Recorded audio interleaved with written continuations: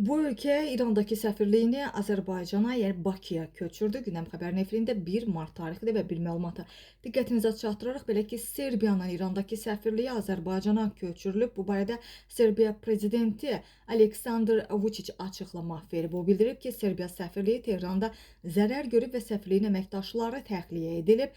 Vučićin sözlərinə görə diplomatik personal təhlükəsizlik məqsədi ilə Bakıya yönləndirilir. Eyni zamanda İranla sərhəddə yerləşən Astara sərhəd keçid məntəqəsi vasitəsilə müxtəlif ölkələrin vətəndaşlarının da təhlükəsiz şəkildə keçidi təmin olunur və son məlumatlarda bildirilir ki, 3 Banqladeş, 3 Qətər və 1 Pakistan vətəndaşı İran ərazisindən çıxarılaraq Azərbaycana gətirilib. Həmçinin İordaniyanın Tehrandakı səfirliyinin 4 əməkdaşı da Bakıya təxliyə olunub. Rusiya mediasının yazdığı məlumata görə Rusiya vətəndaşlarının İran ərazisindən çıxarılması üçün artıq 500-ə yaxın sərhəd keçid icazəsi verilib. Bundan əlavə 53 Azərbaycan vətəndaşı İran ərazisindən çıxarılaraq təhlükəsiz zonaya keçib. Hazırda yaranmış gərginlik fonunda Bakı yalnız milli maraqlar çərçivəsində deyil, həm də beynəlxalq humanitar məsuliyyət kontekstində də hərəkət eləyir və Gündəm Xəbər Müsavat.com-a istinadən bu məlumatı da diqqətinizə çatdırdı.